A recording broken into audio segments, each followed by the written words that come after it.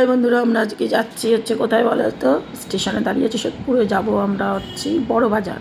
তো দোকানে কিছু কেনাকাটি বাকি আছে। তো দেখতে পাচ্ছ পুরো শিয়ালদা এসে দেখি পুরো ফাঁকা, দেখে খুবই ভালো লাগছে, পরিষ্কার পরিচ্ছন্ন, আমরা একটু বসতেও পারবো এবার।